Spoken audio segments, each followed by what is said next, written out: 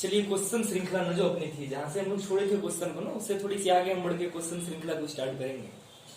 हालांकि मतलब ये सब जो क्वेश्चन मैं यहाँ पहले से ही मेंशन कर रखा हूँ, क्वेश्चन नंबर 31, ये क्वेश्चन थोड़ा सा अलग लेवल के क्वेश्चन है।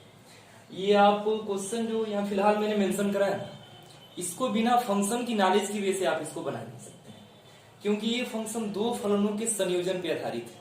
इंपॉर्टेंट क्वेश्चन है, क्योंकि ऐसा लग रहा है मेरे को कि एनसीईआरटी में 4-5 क्वेश्चन ऐसे हैं जो दो फलनों के संयोजन पे आधारित है। तो एक क्वेश्चन के फलन के संयोजन के बारे में बहुत अच्छे से हम चर्चा करेंगे आज, है ना। ऐसा होता है दरअसल कि इस टाइप के हर क्वेश्चन, मतलब कि जो दो फलनों का संयोजन होता है, इसके बारे में मैंने अभी अब तक कुछ बताया नहीं था। तो दो फलनों के संयोजन पे सबसे फर्स्ट ऑफ ऑल हम करेंगे विचार कि कैसे दो फलनों का संयोजन करते हैं, और साथ ही साथ दो फलनों के संयोजन से बनने वाला एक लास्ट जो फंक्शन होता है, जो मतलब फिलहाल यहाँ F of x is equal to cos X square जो आपको दिख रहा है ना, अगर आपको मतलब इसके बारे में नॉलेज नहीं है तब तो ये सिंपल फंक्शन है। लेकिन अगर मैं जिस वे के भी फिलहाल समझाने चाह रहा हूँ ना, आप अगर इसको समझ जाओ तो आप बताओगे ये एक फंक्शन ही खाली नहीं है, बल्कि दो फलनों का संयोजन है। तो फिलहाल में काम ऐसा करेंगे ना कि फर्स्ट ऑफ ऑल इसकी कंटिन्यूटी को भी छोड़ो, फिलहाल हम खाली बात करेंगे कि दो फलनों का संयोजन अगर दो फलन गिवन है तो करते कैसे हैं और इसका मीनिंग क्या है।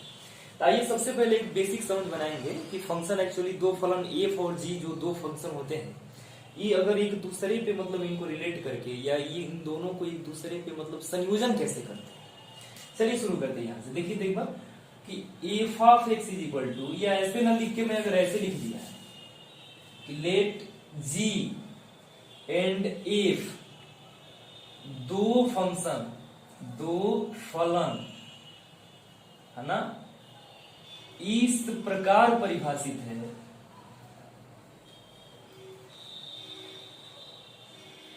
कि ऐसे कि जो अपना फंक्शन जी है ना, वो देखिए अगर आप थोड़ी सी सेट के बारे में कहीं नॉलेज रखते हैं, समुच्चय सिद्धांत वगैरह के बारे में, तो वहां भी ये सारी चीजें कहीं ना कहीं आपको मिलती हैं कि एक्चुअली जो शुरुआत में फंक्शन की परिभाषा डिफाइंड एज करी गई थी, वो फंक्शन की वजह से ही करी, सॉरी वो सेट की वजह से ही करी गई थी। जो समुच्चय होता है उसी से रिलेट करके ये क्वेश्चन, या सॉरी क्वेश्चन में बोल रहा हूँ, ये फंक्शन की परिभाषा दी गई थी। तो सपोज दैट कि जी जो पहला फंक्शन है ये ऐसा है कि ए से बी में परिभाषित है, इसको ऐसे नोट करते हैं, आपने पढ़ा होगा है ना।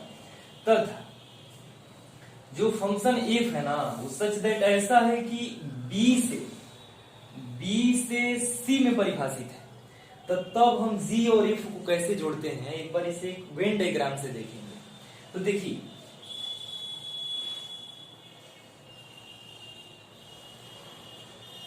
यहाँ तीन सेट मैं ले रहा हूं ए बी सी, और इसमें मान लीजिए सपोज दैट कि ए है, बी है, सी है, डी है, इसमें 4 एलिमेंट हैं। इसमें अगर सपोज दैट कि मान लीजिए कि पी क्यू आर है ऐसे, और इसमें अगर एक्स वाई जेड है सपोज दैट, और एक फलन ए से बी में परिभाषित है, तो इसको ऐसे लिखा जाता है कि जो एफ है ना ऐसे, और सॉरी ए से बी में कौन सा है, तो ए से बी में जी है, तो आप इसको यहाँ जी नोट करो ऐसे, और बी से सी में अपना एफ है, तो इसको ऐसे आप एफ नोट करो।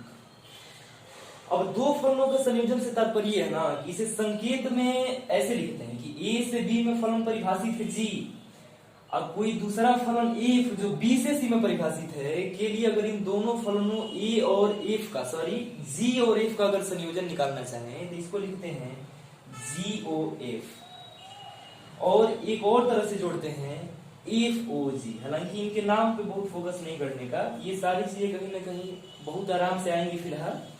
ये आइए इसको मैं बताता हूँ एक्चुअली जो जी ओ एफ है एक्चुअली इसका मीनिंग क्या है। इसका मीनिंग ये है ना, यहाँ मैं थोड़ी सी बता देता हूँ कि जो जी ओ एफ लिखा है वो ये लिखा है कि g O f of x, g O f of x लिखा है, समझिए। इसी बात को थोड़ा सा और आगे ऐसे लिखते हैं ना कि जी एफ ऑफ एक्स, बोले तो जो जी है ना फंक्शन, तो जो जी एक्स एक फंक्शन डिफाइंड होता है, उसमें एक्स की स्थान पे आपको एफ ऑफ एक्स फंक्शन ही उठा के पुट करने होते हैं। जैसे यहाँ पे मैंने ऐसे नोट करा है कि जी एफ ऑफ एक्स, तो इसका एक्चुअली मीनिंग क्या है, जैसे आप ऐसे क्वेश्चन को पढ़ते हैं कि जैसे अगर सपोज दैट कि उसमें क्वेश्चन में ऐसे लिखा है कि F of x is equal to यहाँ समथिंग, आपसे पूछा कि आप एफ टी फाइंड आउट करो तो क्या करते हैं, टी उठा के इस फंक्शन में पूरी जगह पुट करते हैं और जो वैल्यू निकल के आती है वही एफ टी कहलाती है।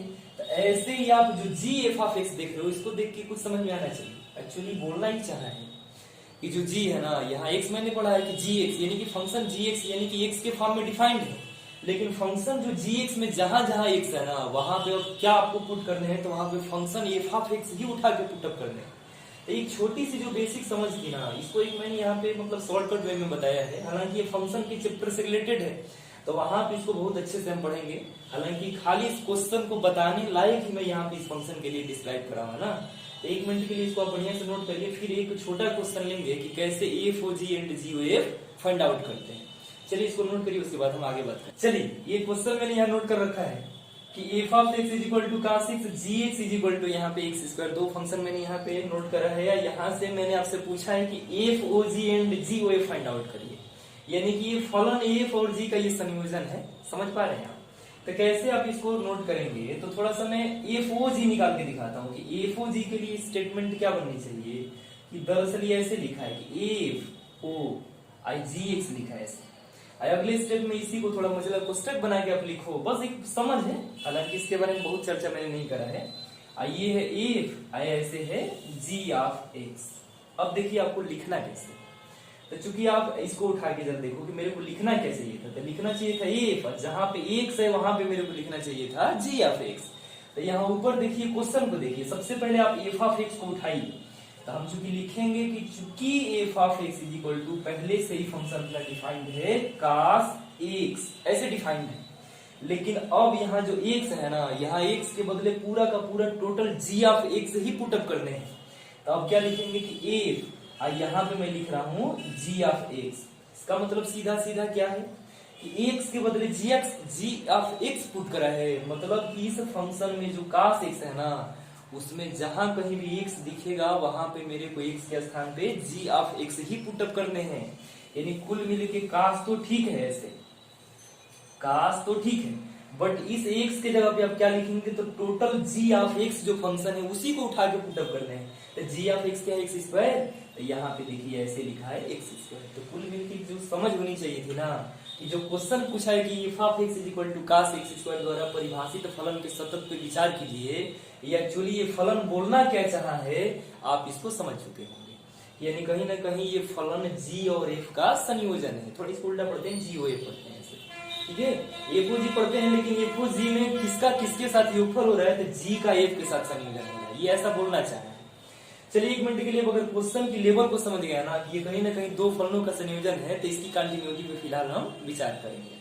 तो इससे पहले कि कहीं मैं थोड़ा सा आगे बढ़ के इस क्वेश्चन को सॉल्व करूं, आप जरा इस बात को कहीं ना कहीं नोट करो। ये बड़ी मतलब एक बेस्ट एग्जांपल भी है साथ ही साथ, और ये आप जी ओ ए फाइंड आउट कर पाएंगे ये मेरे को उम्मीद है।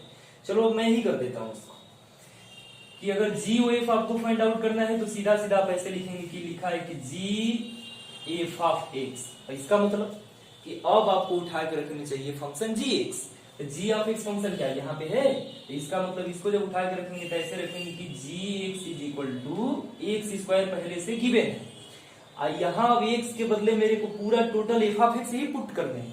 इसका मतलब जी ठीक है, बट यहाँ एफ ऑफ एक्स की जगह पे हम क्या पुट करेंगे, तो एफ ऑफ एक्स की जगह यहाँ एफ ऑफ एक्स को संकेत में दिखाएंगे, लेकिन इसमें जहां एक्स दिखेगा वहां पे एफ ऑफ एक्स बोले तो cos एक्स पुट करेंगे।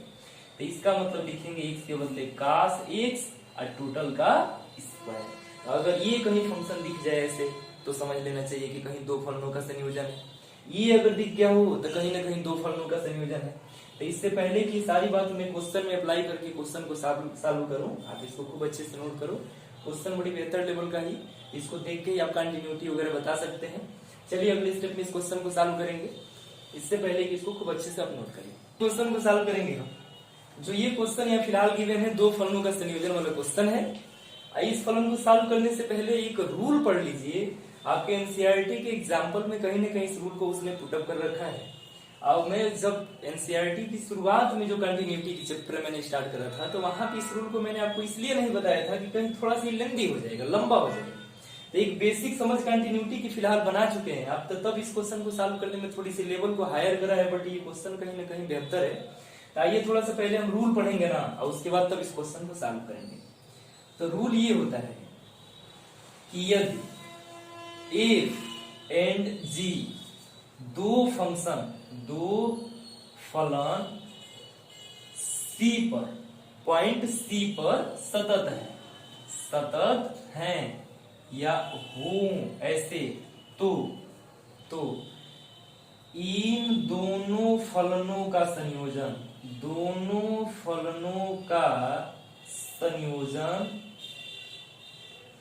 GOF या FOG भी पॉइंट सी पर सतत होगा। ये रूल है ना। अब इसकी प्रूफ वगैरह नहीं पूछता है तो हम बहुत इसके इंपॉर्टेंस और प्रूफ के चक्कर में ना पड़ेंगे। आपको खाली इतनी बातें अगर आती हैं तो इस क्वेश्चन को आप आराम से बना सकते हैं। तो कहीं ना कहीं ये रूल जो इस क्वेश्चन को बनाने के लिए बहुत पर्याप्त है, तो आप इसको 1 मिनट के लिए फिलहाल मैं समझा देता हूँ। 1 मिनट और देखना मैं क्या लिखना चाहूँ कि जो कोई फलन f एक फलन g है, दोनों फंक्शन अलग अलग पॉइंट c पे कंटिन्यूअस है, तो तब इन दोनों फलनों का, किसका, f और g, इन दोनों फलनों का संयोजन दो तरह से लिखा जाता है, GOF एंड FOG। ये दोनों फंक्शन भी जो बन के तैयार होंगे ना, ये भी पॉइंट c पे कंटिन्यूअस होंगे। तो आइए हम फिलहाल बात करेंगे कि यहाँ जो f of x is equal to cos square x लिखा है, cos x स्क्वायर लिखा है, ये कंटिन्यूअस है कि नहीं। तो आप यहां से ऐसे आप इसको ब्रेक करके लिख सकते हैं कि चूंकि f of x is equal to cos x and gx is equal to खाली x स्क्वायर, ऐसे। तो क्या मेरे को करना चाहिए, मेरे को ये काम करना है ना कि फिलहाल FOG निकालना है यहाँ से। तो FOG निकालेंगे चाहे GOF निकालेंगे तो एक अपना ये वाला फंक्शन बनेगा। तो आप इसको 1 मिनट के लिए देखो, ये कहीं ना कहीं ऐसा लिखा। तो जब ये कहीं ना कहीं ऐसा लिखा तो इसका मतलब सीधा ये ऐसे लिखना चाहना है कि आप जरा FOG निकाल के देखो। तो FOG जब हम पुट करेंगे यहाँ पे, तो इसका मतलब इसको ऐसे लिखेंगे अगले स्टेप में कि g ऑफ x। तो f ऑफ x पहले है कितना, तो ये है cos x। तो यहाँ लिखेंगे कि चूंकि f of x is equal to cos x, but f यहाँ gx मेरे को फाइंड आउट करने हैं। तो f ठीक है, x के बदले उधर फंक्शन में मुझे g ऑफ x पुट करने हैं, मतलब यहाँ बगल में है cos cos, x के बदले हम gx बोले तो x स्क्वायर पुट करेंगे।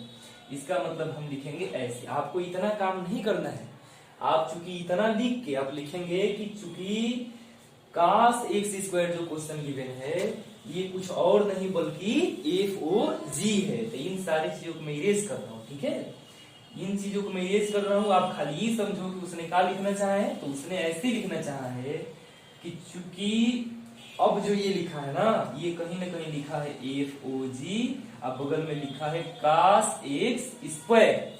तो जो FOG is equal to cos x square जो पुट करा है क्वेश्चन में, ये कहीं ना कहीं कंटिन्यूअस फंक्शन है कि नहीं है। अगर इसको चेक करना है तो आप इन दोनों फलनों को देखो। बताओ f of x is equal to cos x खाली गिवन है, तो cos x जो फंक्शन होता है वो एक कंटिन्यूअस फंक्शन होता है।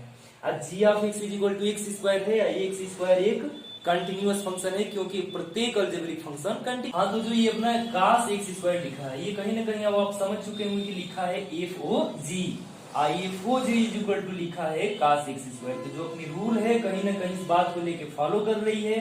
यहाँ पे आप जो cos x दिख रहे हैं, ये cos x एक कंटिन्यूअस फंक्शन है। आप नोट करके इसको बात करनी, ये पूरी बातें कहीं ना कहीं यहाँ पे आप नोट कर सकते हैं कि चूंकि cos x एक कंटिन्यूअस फंक्शन है और x स्क्वायर भी एक कंटिन्यूअस फंक्शन है, अतः इन दोनों फलनों का संयोजन FOG भी एक कंटिन्यूअस फंक्शन होगा, ठीक है। अब आपकी बुक में मेरे को उम्मीद है कि 31 नंबर का क्वेश्चन में थोड़ा सा सॉल्व करने का प्रयास करा हूँ। 32, 33 और 34 नंबर के क्वेश्चन, सारे के सारे क्वेश्चन कहीं ना कहीं अपने ये जो दो फलनों के संयोजन पे ही आधारित है। तो आप उन क्वेश्चन को एक बार बनाने का प्रयास करिएगा। उम्मीद रख रहा हूँ ये अपनी कंटिन्यूटी की मैं लास्ट वीडियो रखा हूँ। जो क्वेश्चन अगर आपसे कहीं छूट जाते हैं तो उन क्वेश्चन को आप मेरे से कभी भी पूछ सकते हैं कमेंट बॉक्स में। एक छोटा सा वीडियो क्लिप डाल दिया जाएगा उसके बारे में। तो 1 मिनट के लिए बहुत अच्छे से अगर इसको समझ चुके हैं ना, तो इसको नोट करिए। फिर अगली वीडियो हम कल से कंटिन्यू करेंगे अवकलन।